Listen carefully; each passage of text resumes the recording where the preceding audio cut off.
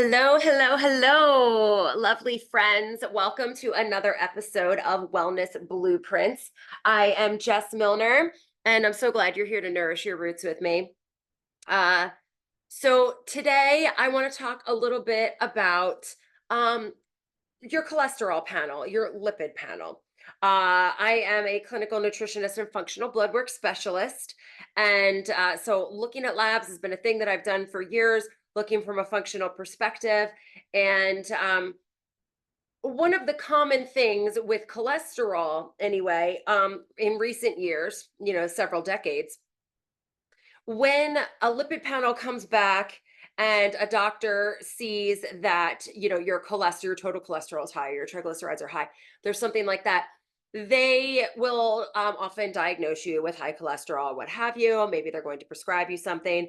Um, and what I've noticed from a functional medicine perspective, and what I know from speaking with board certified cardiologists who are now practicing from a more functional perspective as well, is that the cholesterol panel, your lipid panel, is not really meant to be taken to be, it's not really meant to be read and then, diagnosed or be a problem in and of itself. When you have a higher cholesterol, it's an indicator that there's something else going on somewhere else in the body that needs to be addressed. So, your cholesterol, you do want to see it more in the upper half of this range, but 150 to 199. I want to see it closer to 200. And anything that's below 225 really, is not really going to be a concern from a functional perspective. Now, we need cholesterol for almost every cell in our body. Well, for everything. We need cholesterol for so many different things. Almost every cell in our body makes it themselves. It is necessary for everything. It's necessary for your brain. So it's not something that we should be looking to have less of, because then we're going to deteriorate in other ways. So we want to see it between, 150 and 199 or so, a little up towards the upper half of that. Your triglycerides, you want that to be in the upper half of 75 to 100. And once it gets over 115, then we're concerned.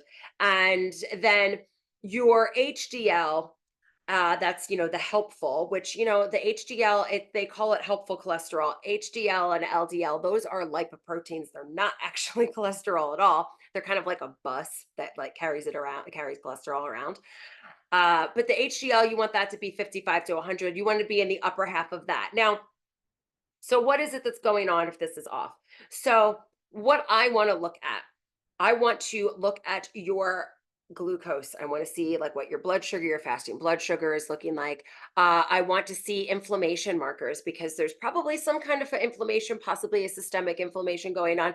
And I want to look at your thyroid markers as well, because your thyroid markers are going to indicate what might be going on somewhere where like their hormones are off. And like I was saying before, we need cholesterol for hormones to produce them, to get them to do all the things they're supposed to do, so that the hormones can tell our bodies what to do.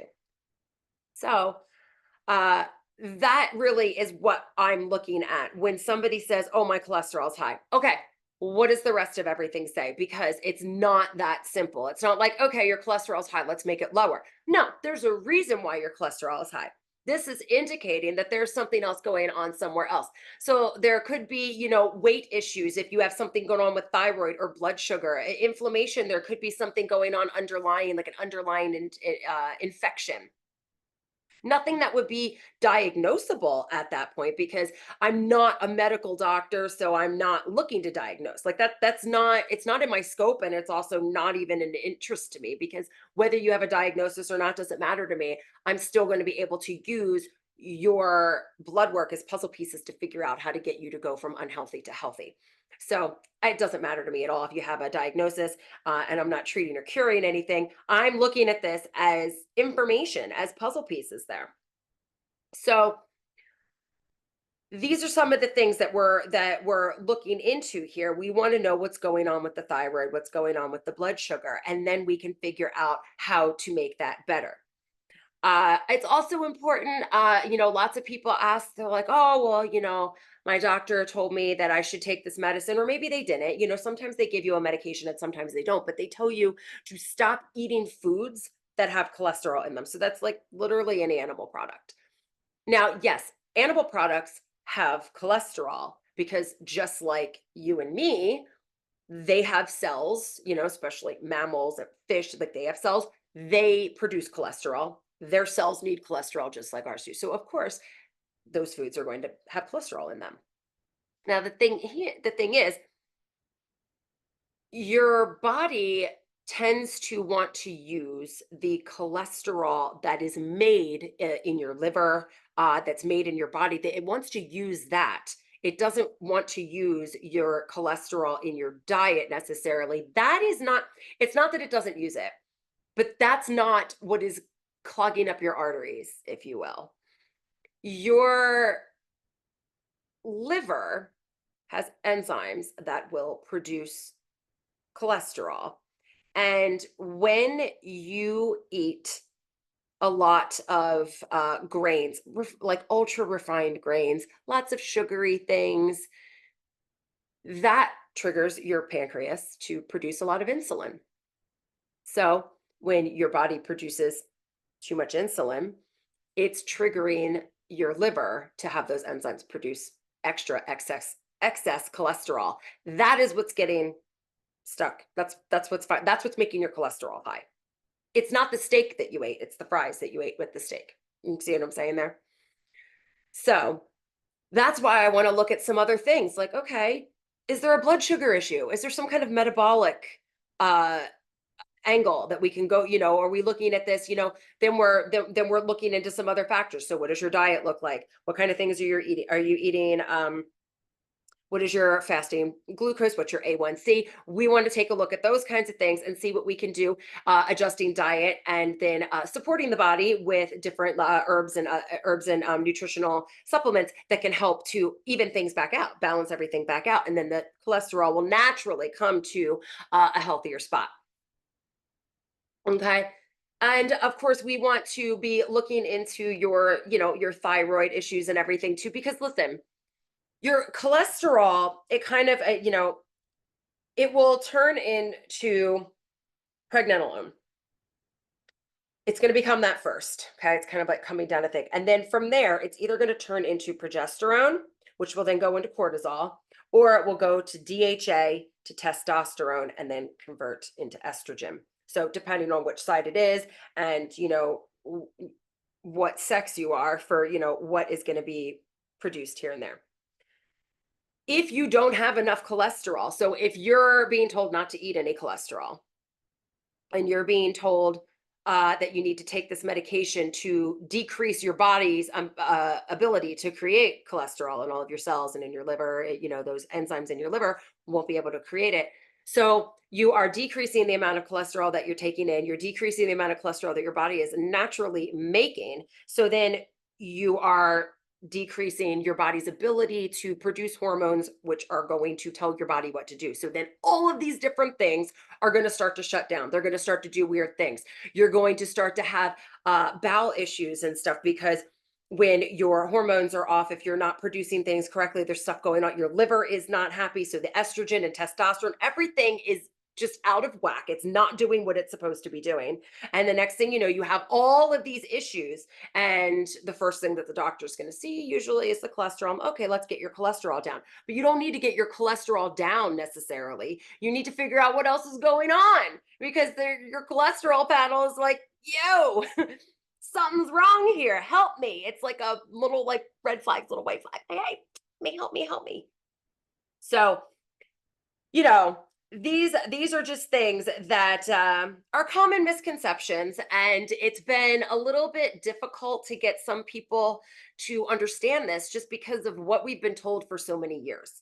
What we've been told about dietary fat, particularly animal fats, and they are replacing it with seed oils instead, which don't naturally occur. I mean, you can squeeze oil out of an avocado and out of coconut that's coming out of the fruit. But the seeds, I mean, they have some oils in them and they extract them out of there, but those are not meant for really, they're not meant for human consumption. I mean, they're rancid before they hit the shelves. It's pretty, but they are cheaper and they are lower in cholesterol because they're low in cholesterol free because they're being made from plants.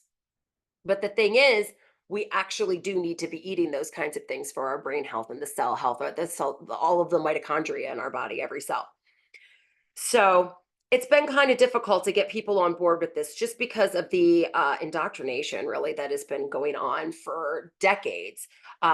This is something that I touched on pretty heavily in my master's thesis. I wrote several papers on it while going through my master's degree. And I'm still finding it, going through studies and looking through everything. And really, basically the saturated fat, those things, those they got blamed for what sugar did. And there's a lot of different factors that go into that. There's, the big agriculture, big food, basically, everybody kind of sits around a table and they're lobbying about what food is best. So whenever, you're looking at your the food pyramid or this and that, those were created by a bunch of people who had money on the table. So your health was not really the main concern. And any health that they were pretending to be concerned about, they either knew was wrong or they just got it wrong.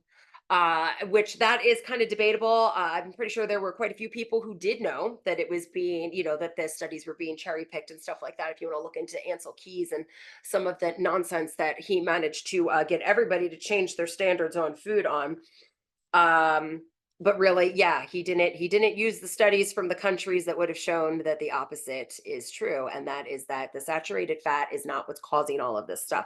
And really, we've decreased all of this. Any restaurant that you go to, for the most part, unless they say they fry stuff in tallow, they're frying stuff in, vegetable oils, canola oils, peanut oils. So that's been going on for years, and heart disease is still way up there.